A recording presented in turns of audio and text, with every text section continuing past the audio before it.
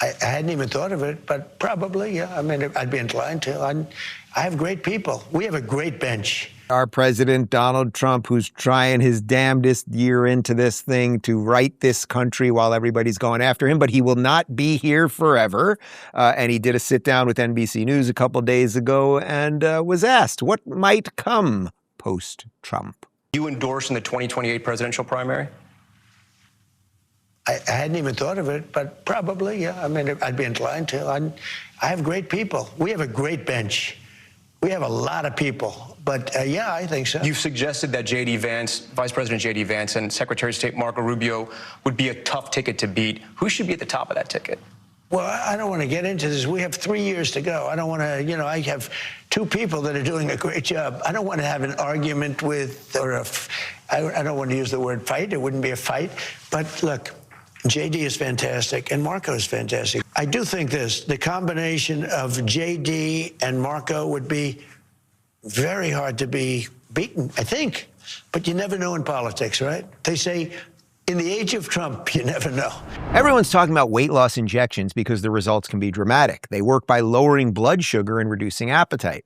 But what if you want to lose weight and don't want painful weekly injections or the risk of serious side effects? That's why doctors created a weight loss supplement called Lean, and the numbers are impressive. The studied ingredients in Lean help lower blood sugar, burn fat by turning it into energy, and reduce appetites and cravings so you'll naturally eat less. Lean isn't for someone trying to lose just a few pounds. It was created for frustrated dieters who have 10 pounds or more to lose. Get started today with 20% off and free rush shipping when you add Lean to your healthy diet and exercise plan. Visit TakeLean.com and enter code Rubin at checkout. That's promo code Rubin at TakeLean.com. Viva, I just don't think we're ever going to have a politician as honest as this guy ever again. I think that for as much as many of us have come around on him, I just think we still don't realize like his ability to, everything he said there, I actually believe to be true. He likes them both. He thinks they'd both be good. I think he'd be happy either way with either one at the top of the ticket. He doesn't want to instigate a fight. He kind of tells the interviewer sort of a stupid question because we're 3 years away. It's just like, it's all good.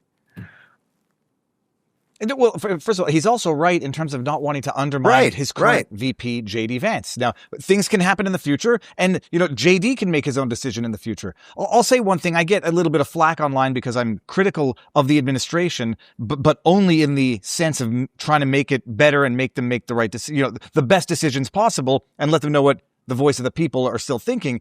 Donald Trump is the best president in my lifetime, hands down, and top 3 in the history of these United States of America. Is not perfect. Administrations are never perfect. You deal with massive, amounts of people that you're working with. But he as an individual, as a president, is the president that the time needed. And he speaks directly. He speaks honestly, sometimes too honestly, but there's no such thing as too much honesty. And he's amazing. He dealt with that question perfectly. And he's right. Between JD and Marco Rubio, I like JD. I also like Marco, who has risen to the occasion in this second term. You got two great candidates. I want to know who else is in your top 3 right there. I assume you have George Washington. The guy did, put down the mantle of running the military and the government at the exact same time. That's pretty good, first president. I'll assume he's in there. Am I right?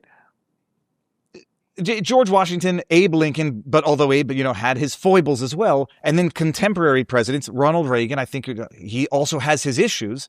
But in my lifetime, I'm 47. It's hands down Trump.